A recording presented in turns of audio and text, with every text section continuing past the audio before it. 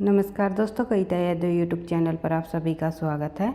संपूर्ण हिंदी विषय की तैयारी को आगे बढ़ाते हुए आज की क्लास में हम करेंगे हिंदी साहित्य से संबंधित महत्वपूर्ण प्रश्न, जो कि प्रैक्टिस सेट नंबर 17 हमारा रहेगा। साहित्य प्लस व्याकरण से संबंधित प्रैक्टिस सेट के माध्यम से हम उन सभी महत्वपूर्ण प्रश्नों को करते हुए अपनी तैयारी को आगे बढ़ा रही है, जो कि कॉम्पिटिटिव परीक्षाओं के लिए काफ़ी इम्पोर्टेंट रहेंगे, मददगार साबित होंगे। तो आज की क्लास के अंतर्गत हम हिंदी साहित्य से संबंधित जो है महत्वपूर्ण प्रश्न देख लेते हैं और उनका विद एक्सप्लेनेशन के साथ करने की कोशिश करते हैं, ताकि परीक्षा में आपको प्रश्न घुमा फिर कर भी पूछ लिया जाए तो आप लोग उनका सही आंसर कर सको। तो जिस भी परीक्षा में हिंदी साहित्य संबंधी प्रश्न पूछे जाते हैं, NTA नेट की परीक्षा हो या किसी भी स्टेट के अंतर्गत होने वाली TGT PGT परीक्षा हो या कोई अदर परीक्षा हो जिसमें साहित्य से संबंधित प्रश्न पूछे जाते हैं, उन सभी के लिए ये क्लास हेल्पफुल रहेगी, मददगार साबित होगी। तो देख लेते हैं प्रश्न नंबर 1। ज़्यादा टाइम वेस्ट न करते हुए प्रश्न नंबर 1 पर बढ़ते हैं। सच्चिदानंद हीरानंद वात्स्यायन अज्ञे के निम्नलिखित निबंध संग्रह का प्रकाशन वर्षों के अनुसार जो है सही क्रम लगाइए। तो अज्ञे जी के जितने भी निबंध है दिए हुए हैं यहाँ पर, उनको प्रकाशन वर्ष के अनुसार आप लोगों को लगाना है। तो मैं डायरेक्ट आप लोगों को आंसर बताते हुए चलूँगी, ताकि आपको तथ्यों की बार बार रिवीजन हो सके। तो आंसर हो जाएगा हमारा डी हमारा आंसर हो जाएगा, क्योंकि आत्मनेपद जो निबंध है अज्ञे जी का 1960 ईस्वी में इन्होंने लिखा।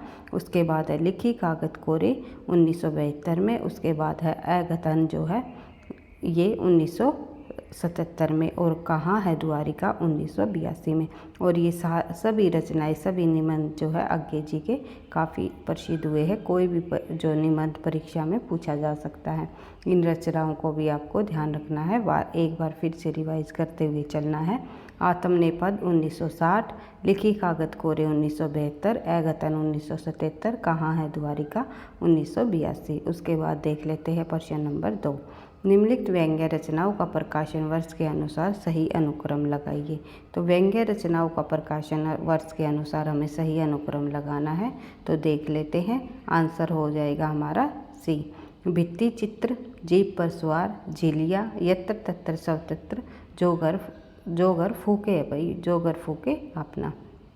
उसके बाद देख लेते हैं किस किस साहित्यकार द्वारा ये रचनाएं लिखी गई और इनका प्रकाशन वर्ष क्या रहा। तो भित्ति चित्र जो है रविंद्रनाथ त्यागी का 1976 ईस्वी में लिखी गई जो है एक व्यंग्य रचना है। और फिर है जीप पर झिलिया, जो है झिलियाँ है ये भाई, इलिया नहीं है, ये थोड़ा टाइपिंग मिस्टेक है। जीप पर झिलिया, शरद जोशी 1971। उसके बाद देखते हैं यत्र तत्र सर्वत्र, शरद जोशी जो है ये भी शरद जोशी की ही रचना है 2000 ईस्वी की। जो घर फूके ज्ञान चतुर्वेदी की 1906 की 2006 की रचना है। तो इस प्रकार से भित्ति चित्र रविंद्रनाथ त्यागी 1966, जीप पर सवार झलिया जो है शरद जोशी की 1971, यत्र तत्र सर्वत्र ये भी जो है शरद जोशी की है 2000 ईस्वी की। और जो घर फूके ज्ञान चतुर्वेदी जी की 2006 की रचना है। बढ़ते हैं आगे, और ये सभी की सभी रचनाएं व्यंग्य रचना है। ये प्रश्न भी पूछा जा सकता है, निम्नलिखित में से कौन सी व्यंग्य रचना है या नहीं है। इस प्रकार से भी आपको प्रश्नों को ध्यान रखना है। बढ़ते हैं आगे, प्रश्न नंबर 3। निम्नलिखित उपन्यासों का प्रकाशन वर्ष के अनुसार सही अनुक्रम लगाइए। निम्नलिखित उपन्यासों का जो प्रकाशन वर्ष के अनुसार हमें सही अनुक्रम लगाना है, उसको देख लेते हैं। तो आंसर हो जाएगा हमारा बी। सबसे पहले आएगा त्याग पत्र, फिर नदी के द्वीप, फिर मेरी तेरी उसकी बात, फिर आएगा खंजर नैन। ये किस किस साहित्यकार द्वारा लिखे गए, किस किस रचनाकार द्वारा लिखी गई रचनाएं हैं, देख लेते हैं। त्याग पत्र जो है जैनेन्द्र जी का 1937 में लिखा गया जो है एक महत्वपूर्ण उपन्यास रहा है। सुनीता त्याग पत्र इनके काफ़ी बार परीक्षाओं में पूछे जाने वाले हैं। एक है परख, फिर है सुनीता, और जो है त्याग पत्र। ये सभी जो है उपन्यास काफ़ी बार परीक्षाओं में पूछे जाते हैं जैनेन्द्र जी के, ध्यान रखना है। सुनीता का प्रकाशन वर्ष 1935 है और त्यागपत्र का 1937। अगर जैनेंद्र जी के उपन्यासों को या रचनाओं को क्रम वाइज लगाने को दे दिया जाएगा तो पहले सुनीता आएगा, उसके बाद आएगा त्यागपत्र। इसमें एक दो जो आप लोगों के रचनाएं हैं इनका प्रकाशन वर्ष आप ध्यान रखोगे तो क्रम वाइज लगाने में काफ़ी आपको मदद मिलेगी, जो कि NTA नेट की परीक्षाओं में काफ़ी बार पूछे जाते हैं, काफ़ी प्रश्न पूछे जाते हैं इनके। और TGT PGT परीक्षाओं में भी कई बार क्रम वाइज से संबंधित 1 या 2 प्रश्न को अवश्य ही पूछ लिया जाता है। उसके बाद देख लेते हैं नदी के द्वीप। अज्ञे जी की 1954 की रचना है, यानी कि इनका ये अज्ञे के नदी के द्वीप जो है कई बार परीक्षाओं में ये पूछा जाता है ये किस विधा की रचना है, तो ये जो है अज्ञे के जी की उपन्यास विधा की रचना, उपन्यास है इनका ये। उसके बाद जो है तेरी मेरी उसकी बात, ये रचना जो है 1974 ईस्वी में यशपाल जी द्वारा लिखी गई, तेरी मेरी उसकी बात। खंजन नैन आप सभी को पता है अमृतलाल नागर ने तुलसीदास और सूरदास जी के जीवन पर आधारित जीवनियाँ लिखी है, जिसमें कि खंजन नैन जो है इनकी सूरदास जी के जीवन पर आधारित रचना है 1981 ईस्वी। बढ़ते हैं आगे, अगला प्रश्न देख लेते हैं। प्रश्न नंबर 4, जन्म काल के अनुसार निम्नलिखित कवियों का सही अनुक्रम क्या है? तो जन्म काल के अनुसार निम्नलिखित कवियों का सही अनुक्रम बताना है हमें। तो देख लेते हैं, रीतिकाल के कवियों को यहाँ पर दिया गया है, तो देख लेते हैं। सबसे पहले आएगा बिहारी, आंसर हो जाएगा हमारा ये। उसके बाद चिंतामणि, फिर भूषण, फिर मतीराम। देख लेते हैं आंसर। जो बिहारी जी का जन्म है 1595 ईस्वी ग्वालियर में माना जाता है, जन्म ग्वालियर है इनका। और मथुरा बसी ससुराल, मथुरा में जो अपनी ससुराल में जाकर ये बस गई, इस दोहे के माध्यम से भी हमें पता चलता है। और चिंतामणि जो है इनका जन्म 1609 ईस्वी में हुआ, और भूषण जी का जन्म 1613 ईस्वी में हुआ, और मतीराम जी का जन्म 1617 ईस्वी में हुआ। ये आपको ध्यान रखना है। इनके जन्म को आपको फिर से रिवाइज कर लेना है। बिहारी 1595, चिंतामणि 1609, भूषण 1613 और मतीराम 1617। इस प्रकार से आपको इन रीतिकालीन कवियों के जन्म को भी ध्यान रखना है। बढ़ते हैं आगे, अगला प्रश्न है प्रश्न नंबर 5, भगवती चरण वर्मा ने निम्नलिखित उपन्यासों का प्रकाशन वर्ष के अनुसार जो है पर भगवती चरण वर्मा के जो उपन्यास दिए गए हैं इनको प्रकाशन वर्ष के अनुसार सही अनुक्रम में लगाना है। तो देख लेते हैं। सबसे पहले आएगा टेढ़े मेढ़े रास्ते, भूले बिसरे चित्र, सामर्थ्य और सीमा, सच्ची सीधी सच्ची बातें। ये सभी के सभी जो रचनाएं हैं, उपन्यास है, भगवती चरण वर्मा जी की है। इनको भी आपको ध्यान रखना है क्योंकि ये रचनाएं भी काफ़ी इम्पोर्टेंट है, परीक्षाओं में पूछी जाती हैं। तो देख लेते हैं इनसे संबंधित इनके प्रकाशन वर्ष। टेढ़े मेढ़े रास्ते 1946 ईस्वी में लिखी गई भगवती चरण वर्मा जी द्वारा लिखा गया प्रसिद्ध उपन्यास है। भूले बिसरे चित्र भी उनका जो है प्रसिद्ध उपन्यास रहा है, जो कि 1959 ईस्वी में लिखा गया। सामर्थ्य और सीमा 1962 की रचना है। सीधी सच्ची बातें 1968 की इनकी रचना है। फिर है उसके बाद प्रश्न नंबर 6, निम्नलिखित में से कौन सी उक्ति निबंधकार रामचंद्र शुक्ल की नहीं है? तो इनमें से कौन सी उक्ति रामचंद्र शुक्ल जी की नहीं है? हृदय प्रचार का सम्मार्ग स्तंभ काव्य है, और ये जो है उक्ति रामचंद्र शुक्ल जी की ही है। हृदय प्रचार का सम्मार्ग स्तंभ काव्य है। काव्य एक अखंड तत्व है या शक्ति है जिसकी गति अमर है। ये जो है उक्ति जो है शुक्ल जी की नहीं है। उसके बाद श्रद्धा और प्रेम के योग का नाम भक्ति है। ये भी जो है रामचंद्र शुक्ल जी ने ही कहा है। उसके बाद धर्म की रसात्मक अनुभूति का नाम भक्ति है। कई बार परीक्षाओं में पूछी जाती है ये दोनों पंक्तियाँ। ये काफ़ी आप लोगों को परीक्षाओं में भी देखने को मिलेगी। तो ये दोनों पंक्तियाँ जो है आपको ध्यान रखना है, इम्पोर्टेंट है दोनों रामचंद्र शुक्ल जी की। और जो काव्य एक अखंड तत्व या शक्ति है, इनकी गति अमर है। ये जो है शुक्ल जी की नहीं बल्कि मैकेल साहब की है। एक विद्वान हुए हैं मैकेल साहब, उनके द्वारा कही गई पंक्तियाँ हैं। बढ़ते हैं आगे। अगला जो प्रश्न है प्रश्न नंबर 7, इनमें से कौन सा एकांकी भुवनेश्वर प्रसाद का है। तो भुवनेश्वर प्रसाद जी द्वारा लिखा गया कौन सा एकांकी है, तो आंसर हो जाएगा हमारा स्ट्राइक भुवनेश्वर प्रसाद जी की एकांकी है। स्ट्राइक भुवनेश्वर प्रसाद का एकांकी है। राजपूत की हार सुदर्शन जी की है। लक्ष्मी का स्वागत उपेंद्र नाथ की है। सबसे बड़ा आदमी जो है भगवती चरण वर्मा की एकांकी है। तो इस आधार पर आप लोगों को अन्य ऑप्शनों के आंसर भी आपको यहाँ पर मिल गए। राजपूत की हार किसकी बताई, सुदर्शन जी की, सुदर्शन जी की है राजपूत की हार। उसके बाद है लक्ष्मी का स्वागत जो है उपेंद्र नाथ अस्क जी का है।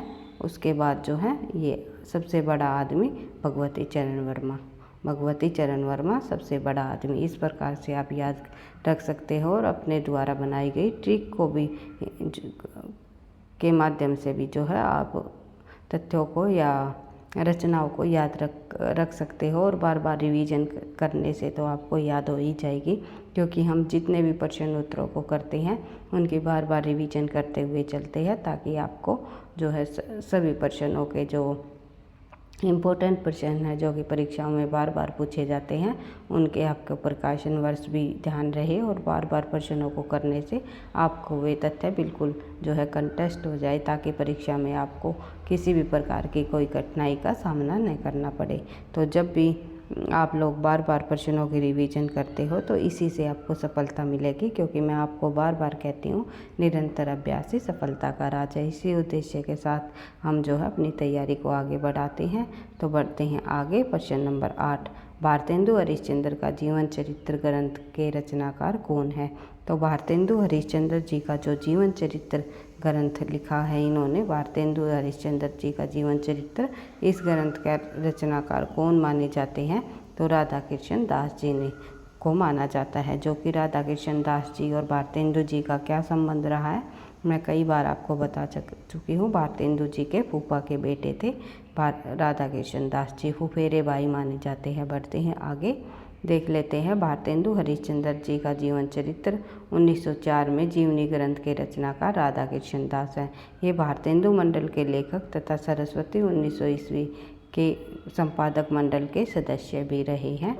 और राधा कृष्ण दास ने निशाए हिंदू जो कि 1890 ईस्वी में उपन्यास लिखा, तथा दुख निवाला 1880 में, और महारानी पद्मावती 1883 ईस्वी में, राजस्थानी केसरी और महाराणा प्रताप सिंह 1897 ईस्वी में जो है इनके द्वारा लिखे गए प्रमुख नाटक है।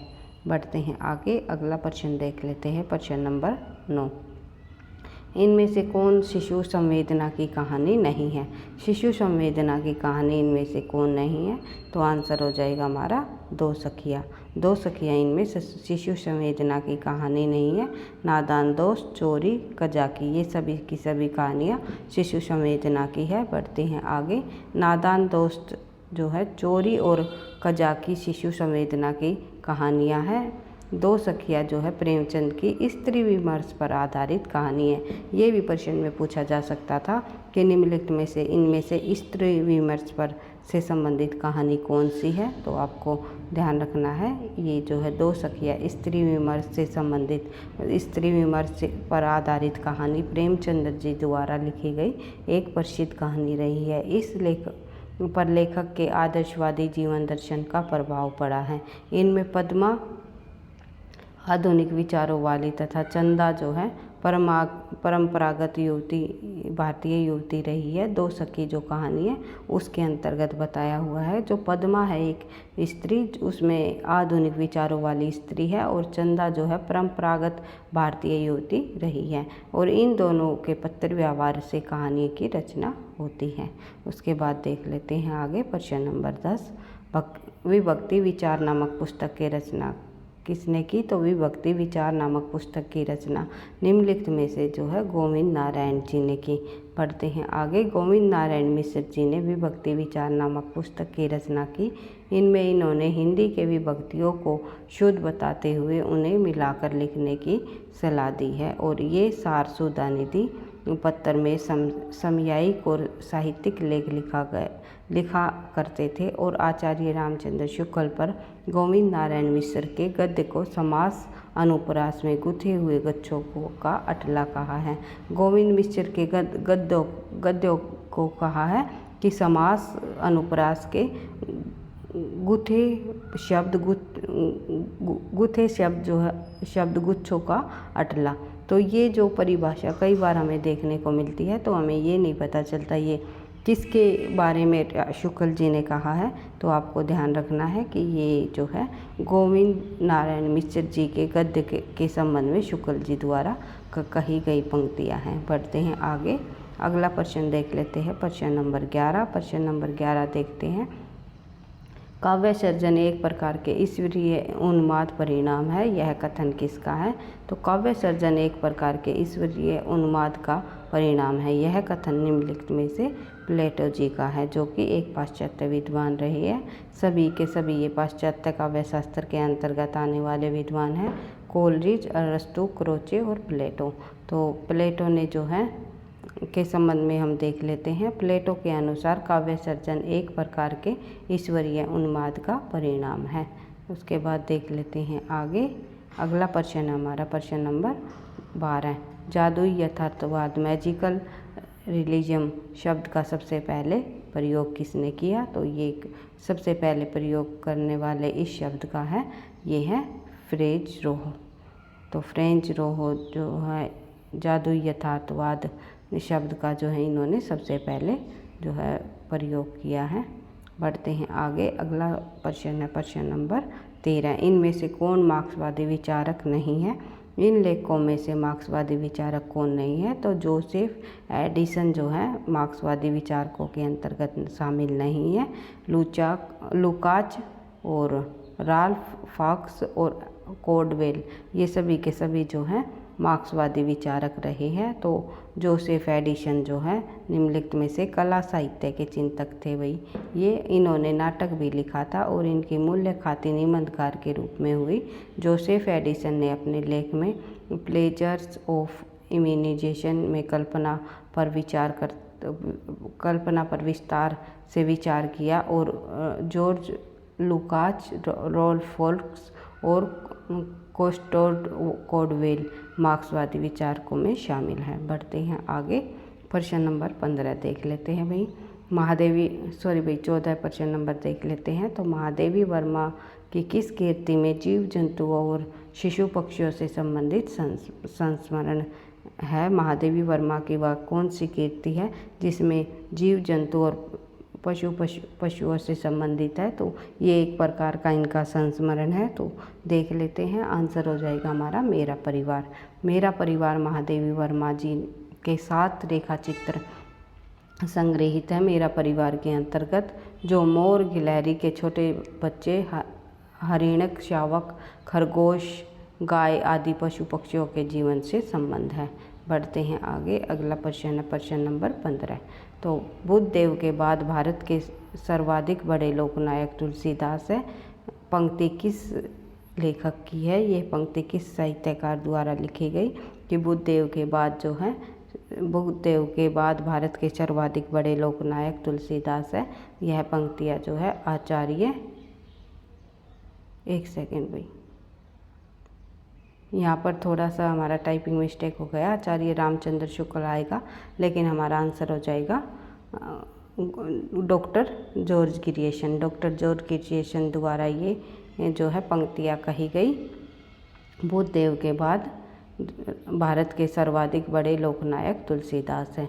तो ये आपको ध्यान रखना है। तो कुछ और अन्य पंक्तियों को भी देख लेते हैं, अन्य विद्वानों की जो पंक्तियां हैं कही गई, तो देख लेते हैं तुलसीदास जी के संबंध में। तो देख लेते हैं, क्योंकि ये भी परीक्षाओं की दृष्टि से इम्पोर्टेंट है और परीक्षाओं में हमें काफ़ी बार देखने को मिलती है। तो नाबादास के अनुसार कली काल का वाल्मीकि, स्मिथ के अनुसार मुगल काल का सबसे महान व्यक्ति और रामविलास शर्मा के अनुसार जातीय कवि तुलसीदास जी को कहा गया। और जो है आचार्य रामचंद्र शुक्ल जी के अनुसार हिंदी काव्य की प्रौढ़ता के युग का आरंभ इन्हीं से माना जाता है, ये ऐसा कहा है। बढ़ते हैं आगे, अगला प्रश्न है हमारा प्रश्न नंबर 16 भाई देख लेते हैं। भाषा संसार का नादमय चित्र है, ध्वनिमय स्वरूप है, यह विश्व की अन्य तंत्री की झनकार है। भाषा के संबंध में यह वाक्य किस लेखक द्वारा कहा गया? तो ये वाक्य जो है सुमित्रा नंदन पंत जी ने कहा है भाषा के संबंध में। उसके बाद देख लेते हैं पंत जी की काव्य कृतियाँ। ग्रंथि, गुंजन, ग्राम्या, युगांत, स्वर्ण किरण, स्वर्ण धुली और कला और बूढ़ा चांद, लोकायचन, चितंबरा, सत्यकाम आदि जो है ये सुमित्रा नंदन पंत जी की प्रसिद्ध कृतियाँ हैं। बढ़ते हैं आगे। प्रश्न नंबर 17, भक्तमाल की टीका निम्नलिखित में से किसने लिखी? भक्तमाल के टीकाकार कौन है? तो जो है नाभादास जो है प्रियादास जो है भक्तमाल के टीकाकार रही है। प्रियादास ने भक्तमाल की टीका लिखी है। तो ये और भक्तमाल जो रचना है वो किसके द्वारा लिखी गई है? अगर भक्तमाल रचना की बात आ जाएगी तो नाभादास जी द्वारा लिखी गई है भक्तमाल। केवल भक्तमाल रचना पूछी जाए किसकी है तो नाभादास, और भक्तमाल की टीका पूछ ली जाए तो प्रियदास। इस प्रकार से आपको देख लेते हैं नाभादास जी की प्रमुख कृतियाँ। नाभादास जी ने प्रमुख 3 कृतियाँ लिखी है जिसमें कि भक्तमाल और राष्ट्रयामी की प्रसिद्ध कृतियाँ हैं। 1585 ईस्वी में दोनों कृतियाँ लिखी गई। राम भक्ति संबंधी स्फुट पद भी इन्होंने लिखी हैं। बढ़ते हैं आगे। प्रश्न नंबर 18 देख लेते हैं। देव ने किस नए संचारी भाव की उद्भावना की है? तो देव द्वारा किस नए संचारी भाव की उद्भावना की गई? वो है छल। छल नामक संचारी भाव को बनाया, इसीलिए देव कवि को आचार्य कवियों की कोटि के अंतर्गत रखा गया। तो देख लेते हैं। जो भाव रस के उपकारक होकर अब पानी के बुलबुलों और तरंगों की भांति उठते हैं और विलीन होते हैं उन्हें व्याभिचारी या संचारी भाव कहते हैं। और संचारी भाव के पद के भेद हैं। भरत मुनि ने जो है 33 संचारी भाव माने हैं। निर्वेद, कल्याणी, शंका, असिया, मद, शर्म, आलस्य, दैन्य, चिंता, मोह, स्मृति, धृति, पीड़ा, चपला, हर्ष, आवेग, जड़ता, गर्व, विषाद, औत्सुक्य, निद्रा, अपस्मार, स्वपन, विबोध, अमर्ष, अवहिता, उग्रता, मति, व्याधि, उन्माद, मरण, वितर्क आदि जो है इन संचारी भावों को जब आप बार बार विवेचन करोगे तो आपको जब परीक्षा में ये प्रश्न देखने को मिलेगा निम्नलिखित में से कौन सा संचारी भाव है या संचारी भाव नहीं है, तो आप उन प्रश्नों को आसानी से जो है कर सकते हो। क्योंकि परीक्षाओं में कई बार पूछा जाता है निम्नलिखित में से इनमें से कौन सा संचारी भाव है या कौन सा इनमें से स्थायी भाव है, तो आपको ध्यान रखना है। तो संचारी भावों की संख्या हमारी 33 होती है। भरत मुनि जी द्वारा भी इसे 33 संचारी भाव दिए गए, लेकिन एक 34वां संचारी भाव की जो उद्भावना की गई, उत्पन्न किया गया, वो हुआ जो है छल नामक देव कवि जी द्वारा। रीतिकाल के जो प्रसिद्ध कवि हुए हैं, देव कवि ने 34वां संचारी भाव भी माना है जिसका नाम है छल। तो बढ़ते हैं आगे, देख लेते हैं। महाराज जसवंत सिंह ने भारत भूषण में 33 संचारी भावों के गीतात्मक रूप में लिखा है। उसके बाद देख लेते हैं प्रश्न नंबर 19। भारत भारती के रचयिता कौन है? तो आप सभी को पता है मैथिली शरण गुप्त जी भारत भारती रचना के रचयिता हैं। साकेत ये राष्ट्रीय कवि साकेत जो है, एक सेकंड भाई, साकेत जो है राष्ट्रीय कवि मैथिली शरण गुप्त की अमर कीर्ति है। राष्ट्रीय कवि की उपाधि मिली हुई है मैथिली शरण गुप्त जी को। साकेत इनकी जो है प्रमुख कीर्ति है। इन कीर्तियों में राम के भाई लक्ष्मण की पत्नी उर्मिला के विरह का जो चित्रण जो है प्रस्तुत किया है, प्रस्तुत आएगा भाई। उसके बाद जो है भारत भारती जो रचना है मैथिली शरण गुप्त जी की, वे प्रसिद्ध काव्य कीर्ति हैं इनकी। 1912-13 में लिखी गई रंग में भंग मैथिली शरण गुप्त जी का पहला काव्य माना जाता है और मैथिली शरण गुप्त की खड़ी बोली में के प्रथम कवि भी माने जाते हैं। ये आधुनिक काल के कवि रहे हैं और जो है हिंदी कविता के इतिहास में गुप्त जी का बड़ा योगदान है। साकेत, यशोधरा, भारत भारती आदि इनकी प्रसिद्ध रचनाएं हैं। देख लेते हैं प्रश्न नंबर 20। कला का जोखिम निबंध संग्रह किसका है? तो कला का जोखिम निबंध संग्रह निम्नलिखित में से निर्मल वर्मा जी का है। रात का रिपोर्ट, एक चिथड़ा सुख, लाल टीन की छत, वे दिन इनके बहुचर्चित उपन्यास हैं। इनका अंतिम उपन्यास 1990 है भाई, ये 1990 में प्रकाशित हुआ अंतिम अरण्य। उनकी 100 से अधिक कहानियाँ कई संग्रह में प्रकाशित है, जिसमें परिंदे, कौवे और काला पानी, बीच बहस में, जलती झाड़ी आदि प्रमुख हैं। उसके बाद देख लेते हैं प्रश्न नंबर 21। सुख सागर के रचनाकार कौन है? तो सुख सागर रचना के रचनाकार निम्नलिखित में से मुंशी सदा सुखलाल जी हैं। मुंशी सदा सुखलाल नियाज ने विष्णु पुराण के आधार पर खड़ी बोली में सुख सागर की रचना की और आरंभिक खड़ी बोली की रचनाओं में सुख सागर महत्वपूर्ण ग्रंथ हैं। उसके बाद देख लेते हैं आगे भाई, बाल बोधनी पत्रिका मासिक पत्रिका के संपादक कौन रही है? ये थोड़ा टाइपिंग मिस्टेक है। बाला बोधनी जो मासिक पत्रिका है उसके संपादक निम्नलिखित में से जो है भारतेंदु हरिश्चंद्र जी रहे हैं। देख लेते हैं भैया, आपको क्वेश्चन अच्छे लगते हैं, वीडियो आपको लगती है आपकी परीक्षाओं के लिए हेल्पफुल है, तो प्लीज़ वीडियो को आप लाइक और कमेंट अवश्य किया करें, क्योंकि आपके लाइक और कमेंट से मुझे नेक्स्ट क्लास बनाने का मोटिवेशन भी मिलता है। तो देख लेते हैं, बाला बोधनी हिंदी की पहली महिला पत्रिकाओं के अंतर्गत आती है, यानी कि हिंदी की जो पहली महिला पत्रिका है वो कौन सी है? बाला बोधनी, जो कि भारतेंदु हरिश्चंद्र जी इनके संपादक रहे। इनके संपादक जो है भारतेंदु हरिश्चंद्र। इस पत्रिका का प्रकाशन 1874 ईस्वी में हुआ। 4 वर्ष तक नियमित प्रकाशन के उपरांत यह पत्रिका बंद हो गई। बढ़ते हैं आगे, जयवर्धनमान नाटक के लेखक कौन है? तो जयवर्धनमान नाटक के लेखक निम्नलिखित में से डॉक्टर राम कुमार वर्मा जी है। डॉक्टर राम कुमार वर्मा जी द्वारा लिखा गया जयवर्धनमान नाटक के लेखक राम कुमार है। इसका प्रथम संस्करण 1975 ईस्वी में प्रकाशित हुआ। विद्वानों ने डॉक्टर राम कुमार वर्मा को हिंदी एकांकी का जन्मदाता भी माना है। उसके बाद देख लेते हैं आगे प्रश्न नंबर 24। मुकुल नामक कविता संग्रह किस रचनाकार का है? तो मुकुल नामक कविता संग्रह निम्नलिखित में से सुभद्रा कुमारी चौहान जी द्वारा लिखा गया। मुकुल कविता संग्रह सुभद्रा कुमारी चौहान की कविताएं संग्रहित है। इसका प्रकाशन इसका प्रथम संस्करण है 1930 ईस्वी में प्रकाशित हुआ और सुभद्रा कुमारी चौहान की अन्य कविता संग्रह में के अंतर्गत आता है चित्रधारा, जो कि परीक्षा की दृष्टि से काफ़ी इम्पोर्टेंट है। पढ़ते हैं आगे, अगला प्रश्न देख लेते हैं प्रश्न नंबर 25। चक्कर कल्लब के रचनाकार कौन है? तो चक्कर कल्लब जो रचना है इनके रचनाकार रहे हैं यशपाल जी। यशपाल जी चक्कर कल्लब रचना के रचनाकार है। चक्कर कल्लब रचना यशपाल जी की रचना है। यह लोक भारती प्रकाशन इलाहाबाद जो है 1996 ईस्वी से प्रकाशित हुई। 1996 ईस्वी में प्रकाशित हुई। कहाँ से? लोक भारती प्रकाशन इलाहाबाद से। बढ़ते हैं आगे, चेखव एक इंटरव्यू किसकी रचना है? ये जो रचना है ये राजेंद्र यादव जी की है।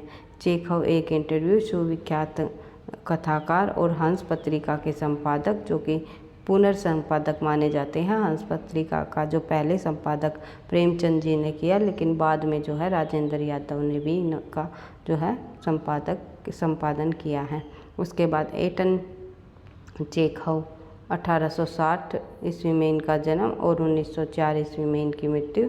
19वीं शताब्दी के लेखकों की कहानी कला को शिखर पर इन्होंने पहुंचा दिया है। इनकी जो है बराबरी का कहानी लेखक रूसी कथा साहित्यकार में ही नहीं, विश्व कथा साहित्य में दूसरा नहीं हुआ। उसके बाद देख लेते हैं आगे, अगला प्रश्न है प्रश्न नंबर 27।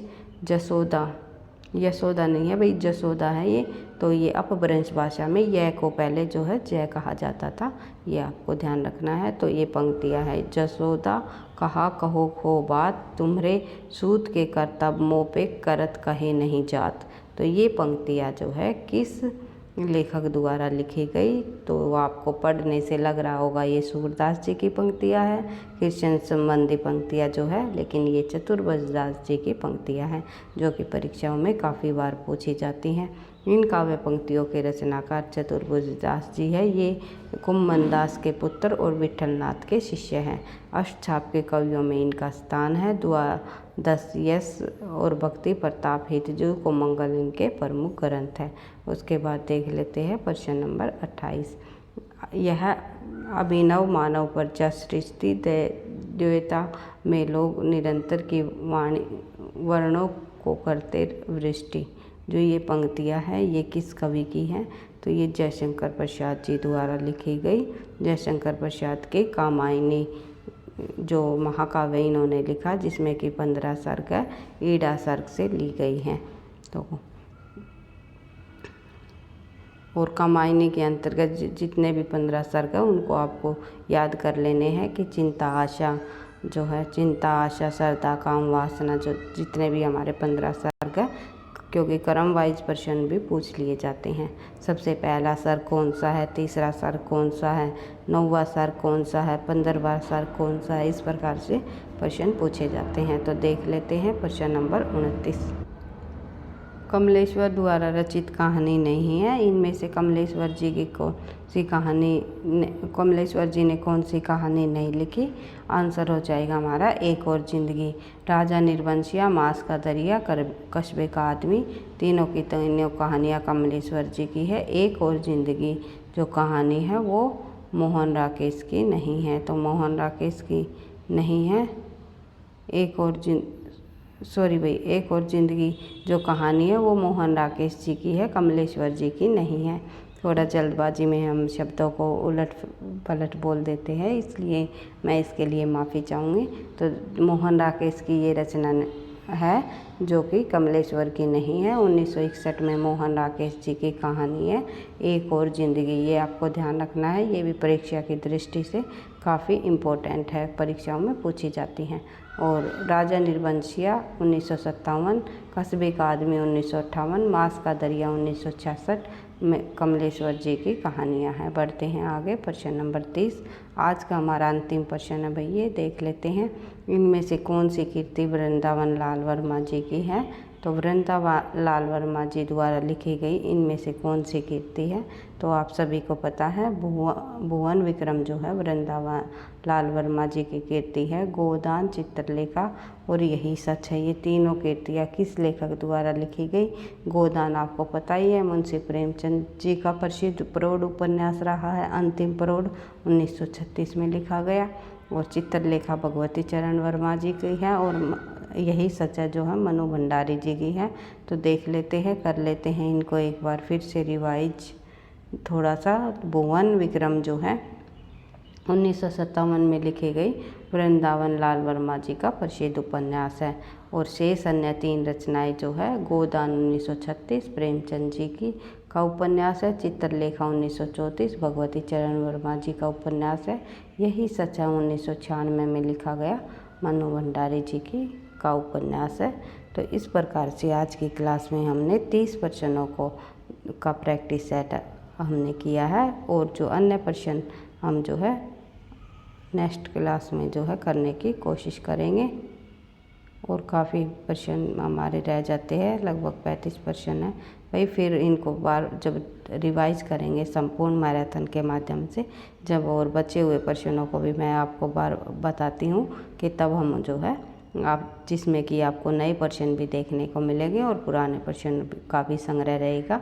तो मैराथन क्लास के माध्यम से हम जो है करने की कोशिश करेंगे। अभी मेरी तबीयत थोड़ी सी जो है अभी पूरी तरह ठीक नहीं हुई है, काफ़ी समय से जो है तबीयत ख़राब चल रही है, इसीलिए जो है आप लोगों की क्लास भी थोड़ी डगमगा रही है, कभी आती है कभी नहीं आती, तो इसलिए मैं रेगुलर भी नहीं हो पा रही हूँ। तो आज से मैं कोशिश करूँगी हर रोज़ मैं क्लास लेकर के आऊँ और आप लोगों के लिए जो है जो परीक्षा की दृष्टि से अति महत्वपूर्ण प्रश्न है उनको हम जो है करें।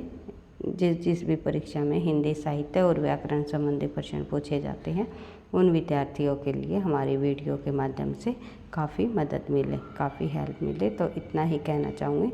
अगर आपको वीडियो पसंद आती है तो प्लीज़ वीडियो को लाइक और कमेंट अवश्य किया करो, क्योंकि मुझे नेक्स्ट क्लास का बनाने का मोटिवेशन इसी के द्वारा मिलता है। और कोई भी किसी प्रकार का डाउट हो, आप किस प्रकार की क्लास चाहिए, किस टॉपिक पर आपको क्लास चाहिए, तो आप जो है कमेंट बॉक्स में लिख करके सजेस्ट कर सकते हो। मैं अवश्य ये उस टॉपिक पर क्लास लाने की पूरी कोशिश करूँगी। तो एक बार से फिर कहना चाहूँगी, वीडियो पसंद आई तो लाइक करना, दोस्तों के साथ शेयर करना, चैनल पर पहली बार हो तो सब्सक्राइब कर लेना, ताकि नोटिफिकेशन आपको समय पर मिलता रहे। पढ़ते रहना, आगे बढ़ते रहना। थैंक यू, धन्यवाद।